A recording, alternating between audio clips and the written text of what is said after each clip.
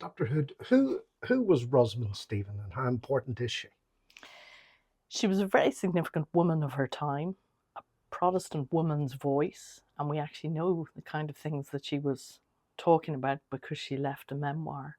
But she collected books, and not only collected books, but she shared them. She started a lending library in Belfast.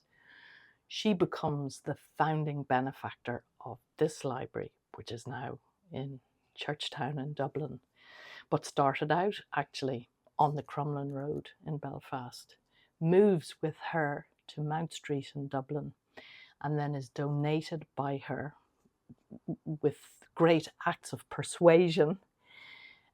It is donated to the Church of Ireland, to the representative church body, for the benefit of future generations. And it starts as a tiny collection, relatively speaking, 5,000 books, some of which were used by her and her family, some of which were loaned to people in working class Belfast where they started. And it is transferred and it is added to by subsequent generations. And it has become now a collection of printed books of over 70,000.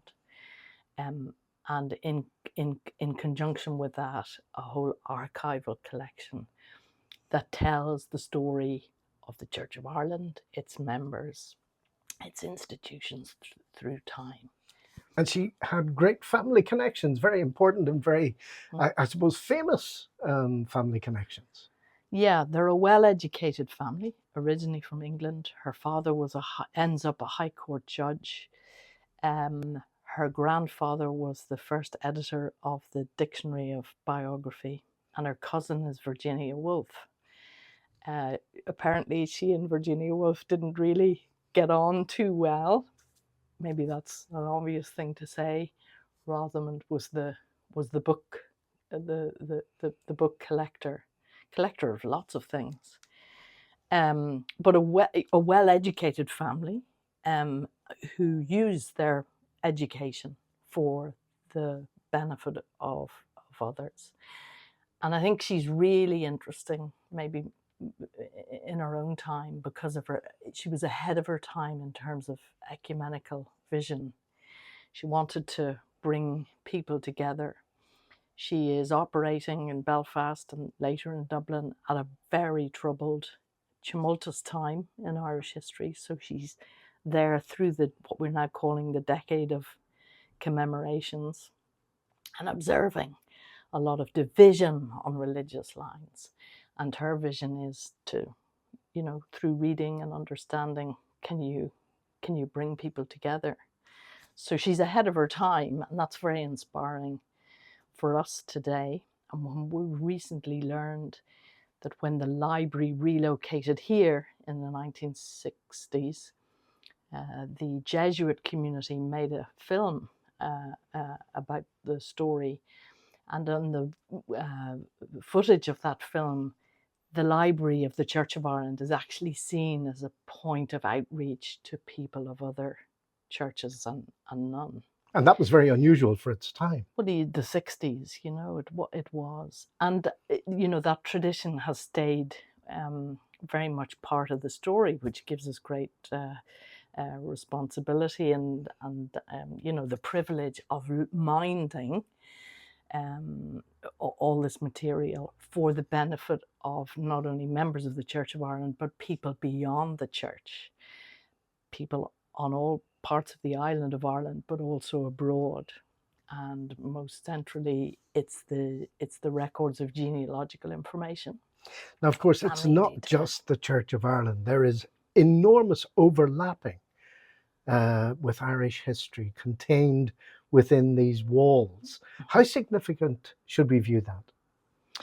Well, we're one, where we come from the common root. I think the people who've made wonderful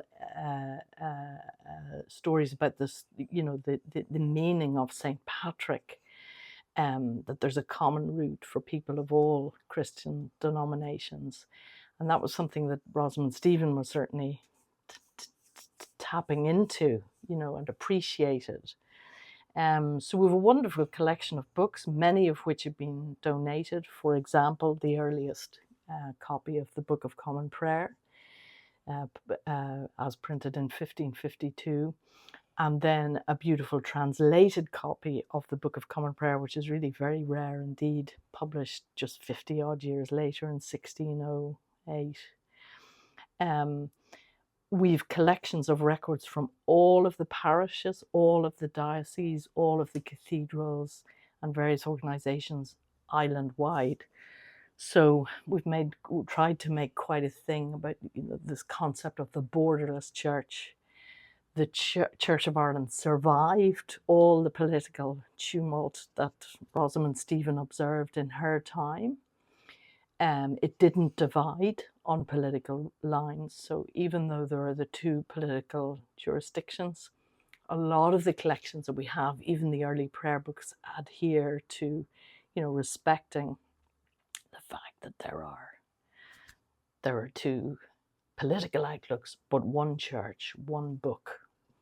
You also have in your collection a beautifully illustrated book sent from India. Tell me a little bit about that. Well, that captures, I think, where the origins of Miss Stephen, as we still refer to her, Rosamond's interest in books. She's only 2 years old. She's from a privileged, educated family background. Her father is over in India. Her family are in England at that time, and he makes this book. There's no. This is an original book that actually ended up on the shelves here as a print in the printed materials. He makes a book of pictures of things that he thought would be interesting for a little girl that she would never have seen, or from the other side of the world. From the other side of the world.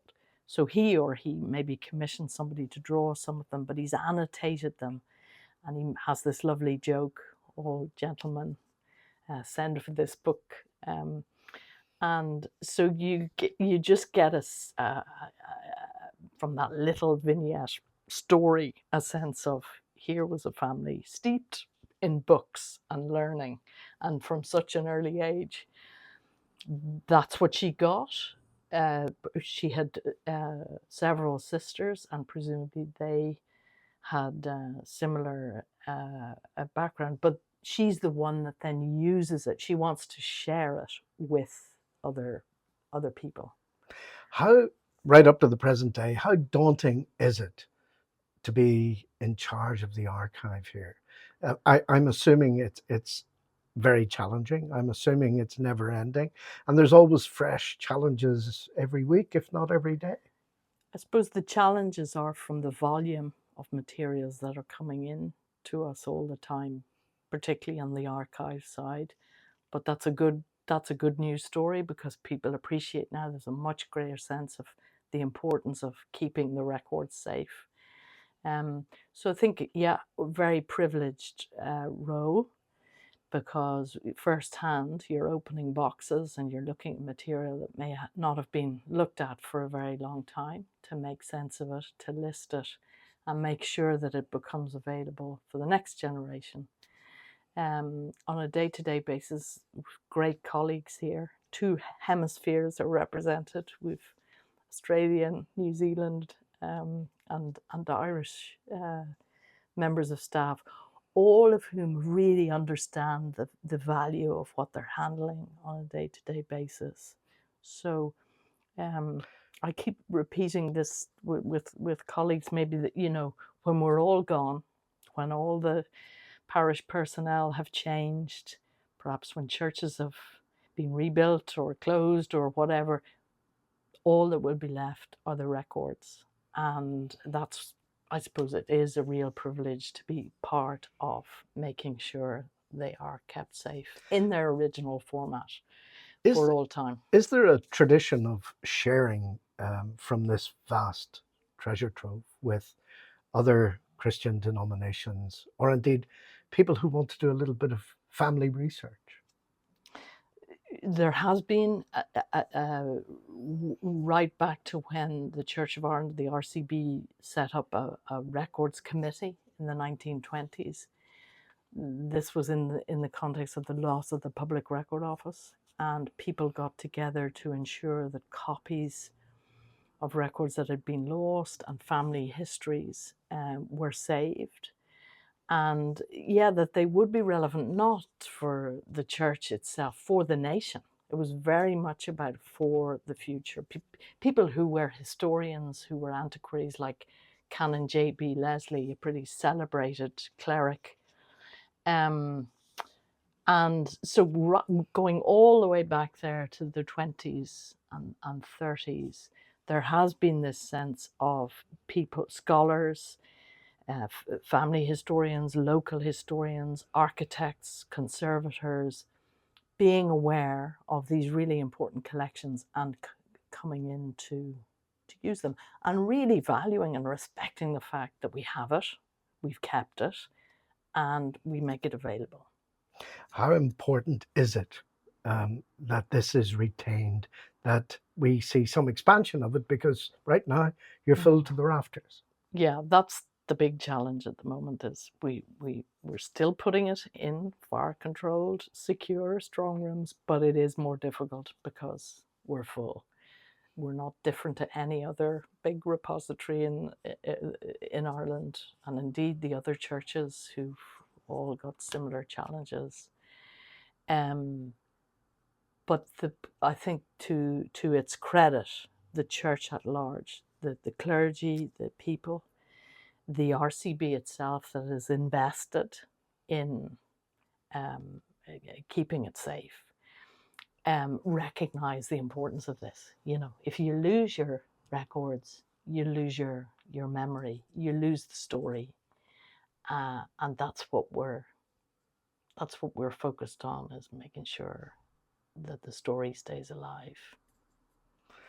Susan, thank you for your time, for everything that you've shown us. It's been a wonderful, wonderful experience. Thank you. Thank you.